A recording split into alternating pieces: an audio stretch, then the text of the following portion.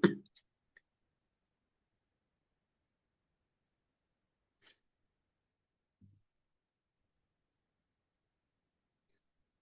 baiklah. Assalamualaikum warahmatullahi wabarakatuh. Selamat siang, selamat pagi untuk Bapak Ari Agung Nugroho selaku dosen pengampu mata kuliah Bisnis Internasional. Kami dari kelompok 6 akan mempresentasikan materi kami yaitu tentang regional trade blocks. Untuk materi pertama itu akan dijelaskan oleh rekan saya Winda Lestari. Untuk Winda dipersilakan.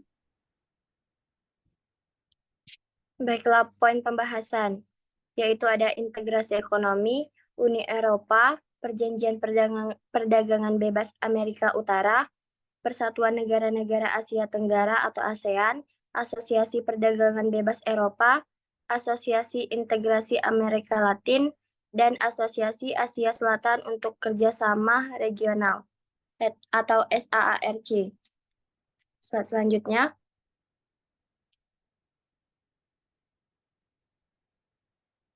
Blok Perdagangan Regional. Blok Perdagangan Regional adalah kumpulan negara-negara yang membentuk aliansi ekonomi untuk meningkatkan perdagangan dan kerjasama di antara mereka. Ini bertujuan untuk mengurangi hambatan perdagangan dan investasi antara anggota, mempromosikan pertumbuhan ekonomi, dan meningkatkan kesejahteraan. Blok perdagangan regional dapat mencangkup integrasi ekonomi yang dalam seperti pasar tunggal atau uni pasar, atau mereka mungkin lebih longgar dengan kesepakatan perdagangan bebas. Selanjutnya, integrasi ekonomi. Integrasi ekonomi adalah proses di mana beberapa negara bekerja sama untuk menciptakan kondisi yang memungkinkan pergerakan bebas barang, jasa, modal, dan tenaga kerja di antara mereka.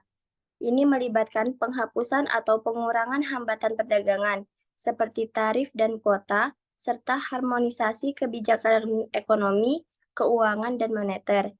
Integrasi ekonomi dapat mencangkup berbagai tingkatan kerjasama, mulai dari zona perdagangan bebas hingga uni pasar atau pasar tunggal yang sepenuhnya terintegrasi. Contohnya, integrasi ekonomi termasuk Uni Eropa dan masyarakat ekonomi ASEAN. Selanjutnya akan dijelaskan oleh rekan saya Lucy Utari. Untuk Lucy Utari dipersilahkan. Baiknya, itu adalah selanjut Uni Eropa. Uni Eropa atau UE adalah salah satu contoh blok perdagangan regional yang paling terkenal dan berpengaruh di dunia. UE didirikan dengan tujuan menciptakan pasar tunggal di antara anggotanya yang saat ini terdiri dari 27 negara. Dengan fokus pada integrasi ekonomi yang dalam, UE menghapuskan hambatan perdagangan internal di antara negara-negara anggotanya, seperti tarif dan hambatan non-tarif, serta mengadopsi kebijakan bersama dalam banyak bidang termasuk perdagangan, kebijakan moneter, kebijakan persaingan, dan banyak lagi. Ini menciptakan lingkungan yang kondusif bagi perdagangan dan investasi di seluruh wilayah UE.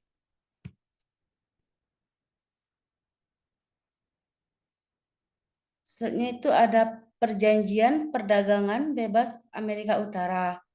Perjanjian Perdagangan Bebas Amerika Utara (NAFTA) adalah perjanjian perdagangan regional yang terdiri dari 3 negara, Amerika Serikat, Kanada, dan Meksiko. NAFTA yang mulai berdiri pada tahun 1994 bertujuan untuk menghapuskan hambatan perdagangan di antara ketiga negara tersebut, termasuk tarif, hambatan, dan non-tarif lainnya. Tujuan utama adalah untuk mendorong pertumbuhan ekonomi, menciptakan lapangan kerja, meningkatkan investasi, dan meningkatkan integrasi ekonomi antara anggotanya. Pada tahun 2020, NAFTA digantikan oleh United States Meksiko-Kanada Agreement USMCA yang merupakan versi yang direvisi dari perjanjian sebelumnya. Oke, part selanjutnya akan dijelaskan oleh rekan kami, itu Sultan Edrian. Untuk Sultan dipersilahkan. Persatuan Negara-Negara Asia Tenggara atau ASEAN. Persatuan Negara-Negara Asia Tenggara atau ASEAN memiliki dampak yang signifikan dalam konteks perdagangan regional. ASEAN membentuk Zona Perdagangan Bebas ASEAN atau disebut AFTA pada tahun 1992 yang bertujuan untuk menghapuskan hambatan perdagangan di antara anggota ASEAN dan mendorong integrasi ekonomi di kawasan tersebut. Selain itu, ASEAN juga telah menjalin perjanjian perdagangan bebas dengan berbagai mitra regional dan global, termasuk Cina, Jepang, Korea Selatan, India, dan Australia sampai Selandia Baru. Upaya ini bertujuan untuk meningkatkan perdagangan intra-ASEAN serta memperkuat hubungan perdagangan dengan negara-negara di luar kawasan, sehingga menciptakan peluang ekonomi yang lebih besar bagi anggotanya.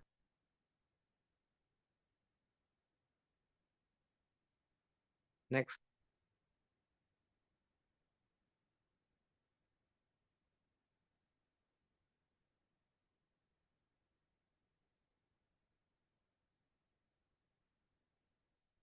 Persatuan Negara-Negara ASEAN Tenggara (ASEAN). Asosiasi Perdagangan Bebas Eropa. Asosiasi Perdagangan Bebas Eropa yang paling terkenal adalah Eropa Free Trade Association atau EFTA. EFTA didirikan pada tahun 1960 dan terdiri dari 4 negara anggota, yaitu Islandia, Liechtenstein, Norwegia, dan Swiss. Tujuan utama EFTA adalah untuk mempromosikan perdagangan bebas dan pertumbuhan ekonomi di antara anggotanya. Meskipun EFTA memiliki hubungan perdagangan yang erat dengan Uni Eropa, khususnya melalui Perjanjian Perdagangan Bebas Eropa, EFTA tetap menjadi entitas terpisah dan beroperasi secara independen dalam banyak aspek kebijakan ekonomi. Selanjutnya akan dijelaskan oleh rekan kami, yaitu Del Vero. Untuk Del Vero dipersilahkan.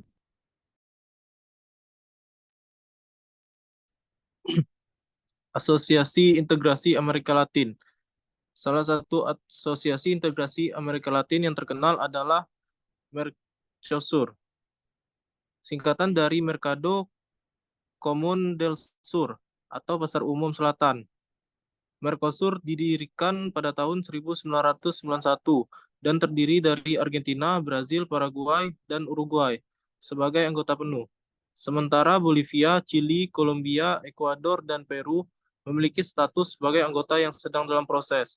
Tujuan utama Mercosur adalah untuk menciptakan pasar umum di antara anggotanya dengan menghapuskan hambatan perdagangan dan mengkoordinasikan kebijakan ekonomi. Mercosur telah berupaya memperdalam integrasi ekonomi di Amerika Latin melalui kerjasama perdagangan dan investasi.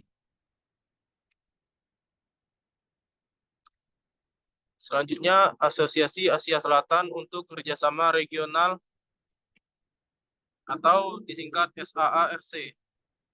Asosiasi Asia Selatan untuk Kerjasama Regional merupakan sebuah forum regional yang terdiri dari 8 negara di Asia Selatan, yaitu Afghanistan, Bangladesh, Bhutan, India, Maladewa, Nepal, Pakistan, dan Sri Lanka. Salah satu tujuan utama SAARC adalah untuk meningkatkan kerjasama ekonomi di antara anggotanya, termasuk dalam hal perdagangan dan investasi.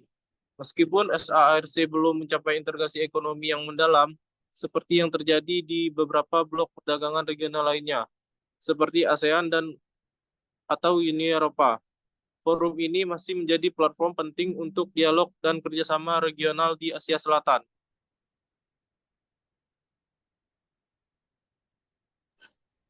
Oke, baiklah. Jadi kesimpulan dari materi yang kami sampaikan pada hari ini yaitu secara keseluruhan, integrasi ekonomi dalam perdagangan regional itu mempunyai tujuan untuk menciptakan lingkungan yang kondusif bagi pertumbuhan ekonomi di antara negara-negara anggota dengan menghapuskan berbagai hambatan perdagangan dan mengharmonisasi kebijakan ekonomi. Negara-negara dapat meningkatkan kerjasama dan memperluas akses pasar, yang pada gilirannya itu dapat menghasilkan manfaat ekonomi yang signifikan bagi semua pihak terlibat. Integrasi ekonomi regional memungkinkan untuk penciptaan pasar yang lebih besar, peningkatan investasi, dan penciptaan lapangan kerja, yang pada akhirnya itu berkontribusi pada pertumbuhan ekonomi dan kesejahteraan masyarakat di kawasan tersebut. Baiklah, mungkin sekian penyampaian materi kami. Kami mohon maaf apabila terdapat kesalahan kata dalam penyampaian materi tadi. Wassalamualaikum warahmatullahi wabarakatuh.